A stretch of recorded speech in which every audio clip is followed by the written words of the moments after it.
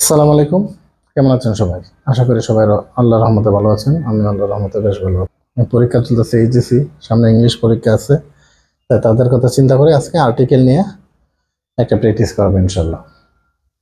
Article খুবই সহজ, আবার মাঝে মধ্যে এমন কিছু আর্টিকেল আছে খুবই কঠিন, যেটা আসলে কনফিউশন তৈরি করে আর্টিকেলের সবচেয়ে বেশি। এটা practice article for HSC examiner 2024। আচ্ছা, আর্টিকেলকে আসলে অনেকে বলে, আমি বলি আর্টিকেল হলো এক প্রকার পেজ স্কেল। মানে এটা এমন একটা জিনিস, মনে হয় যে এটা আসলে এটা হয় না, এরকম অনেক কিছু আর্টিকেল আছে। কিন্তু যাই হোক, আজকে প্র্যাকটিসটা করব, আশা করি এই নিয়মের থাকবে। আর্টিকেল নিয়ে আমরা কিছু কথা, প্রাথমিক কথা বলে ফেলি। আমরা তো সবই জানি যে এখানে যদি আর্টিকেলটা মোস্টলি নির্ভর করে, স্পেশালি ডিপেন্ড অন প্রনাউন্সিয়েশন।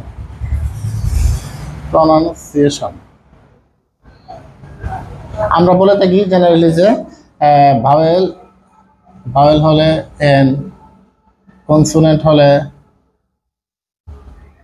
বিষয়টা আসলে এরকম না, নির্দিষ্ট করালে দি না। মূল যে জিনিসটা, সেটা article totally depend on just pronunciation. If pronunciation is vowel pronunciation, then we can use n. Consonant pronunciation a. Or if you indicate something or the biggest, then we can use article the. Okay, especially there are two kinds of article, we can say definite and indefinite. Definite article only the, indefinite a or n. আচ্ছা, এটা আসলে কেউ দি বলে আর কেউ দা বলে।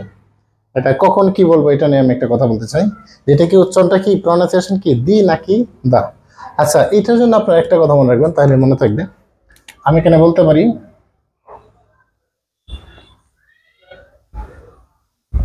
দাদির CB. দাদির CB বলতে আমি কি বুঝেছি? আচ্ছা, এখানে দেখেন প্রথমে গেছে দা, এই যে এটা প্রথমে দা, কারণ এই যে সি, পরে এখানে গেছে দির, হ্যাঁ দি। এই যদি আমি এখানে দি বলি, এই যে দি, তখন এখানে হবে দি। তার মানে এটা দ্বারা আমি এটাই বুঝেছি, দা বলবো কখন, যখন কনসোনেন্ট থাকে তখন আমরা বলবো এটাকে দা, আর যখন ভাওয়েল থাকবে তখন এটাকে আমরা বলবো দি। আশা করি জিনিসটা ক্লিয়ার হয়েছে। ধন্যবাদ। আচ্ছা, আর্টিকেল কখনো কখনো এমন কিছু আর্টিকেল আছে যে সেখানে হতেও পারে আবার নাও হতে পারে, এরকমই কিছু আর্টিকেল আছে। আর যেখানে প্রয়োজন নেই, এখানে ইন্টারমিডিয়েটের জন্য স্পেশালি বলতেছি, এখানে যেখানে হবে না, এখানে আমরা ক্রস চিহ্ন ইউজ করবো। আমি যদি বলি হি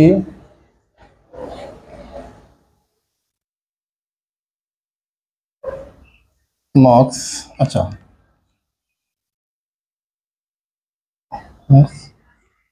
ফর ট্রেন, এখানে আর্টিকেল কি হবে? হি গো টু মক্স ফর প্রেইং। আবার এই পক্ষটাকে আমি যদি এবার লিখি, একই জিনিস,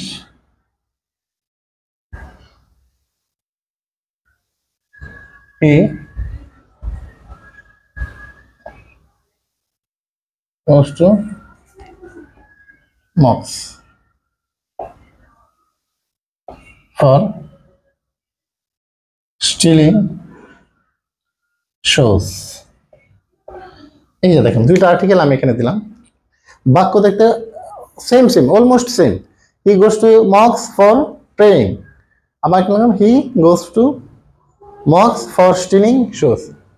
আচ্ছা, জেনারেলি কোনো প্লেস বা কোনো স্থান, জেনারেলি এখানে আসলে যে উদ্দেশ্যে যাওয়া হয় সে উদ্দেশ্যের জন্য আমরা এখানে ইচ্ছে করলে ক্রস দিতে পারি।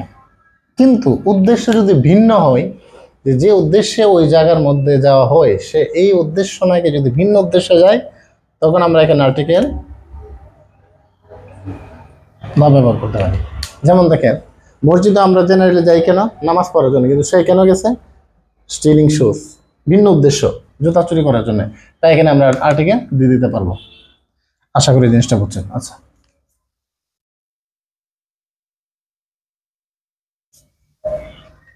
আরেকটা জিনিস দেখে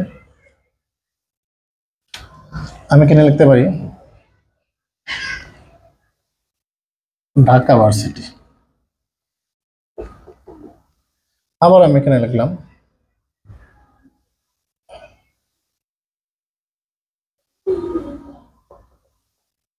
ইউনিভার্সিটি অফ ঢাকা।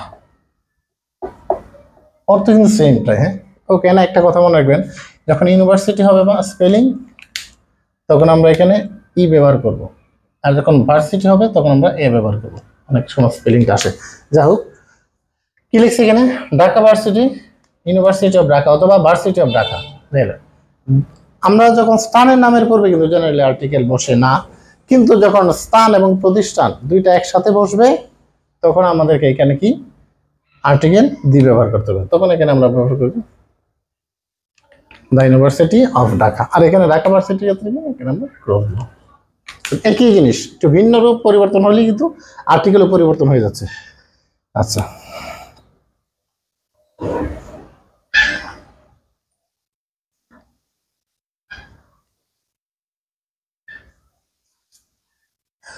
আচ্ছা, আর্টিকেল নিয়ে বিস্তারিত আলোচনা হবে, যেহেতু সামনে পরীক্ষা আমি প্র্যাকটিস সেট করে দিচ্ছি। শর্টকাটে দেখেন কি লিখছে। Ideal student is dash asset for a country. সেখানে কি হতে পারে? আমরা জানি ভাওয়েল হলে কি বসে জেনারেলি, ভাওয়েলের মতো যখন প্রনাউন্সিয়েশন আসে তখন এটা কি হবে? এন আইডিয়াল স্টুডেন্ট ইজ, এখানে কি আছে? ভাওয়েলের মতো প্রনাউন্সিয়েশন আসছে, ভাওয়েল, তখন আবার an ideal student is an asset for a country। একজন আদর্শ ছাত্র বা ছাত্রী যাই বলেন একটি দেশের জন্য কি সম্পদ। আচ্ছা, হি ইজ ডিফারেন্ট ফ্রম, আরেকটা ছাত্র তুলনা করা হইতেছে, এখানে আমরা এন ব্যবহার করতে পারি, এখানে আমরা এন ব্যবহার করতে পারি। দেখেন, he is different from an idle student, সে একটি অলস স্টুডেন্ট থেকে, অলস ছাত্র থেকে সে কি ভিন্ন। আচ্ছা, মনে রাখবেন যদি কখনো প্লোরাল হয়, প্লোরাল যদি থাকে সাবজেক্ট নাউন প্রনাউন, এর পূর্বে কখনো এ অথবা এন বসে না। এর পূর্বে আপনারা দি ইন্ডাস্ট্রিয়াস, পরিশ্রমীরা, ওয়ার্ক হার্ড, কঠোর পরিশ্রম করে, এটা প্লোরাল, পরিশ্রমীদেরকে বুঝেছে তাই এখানে প্লোরাল।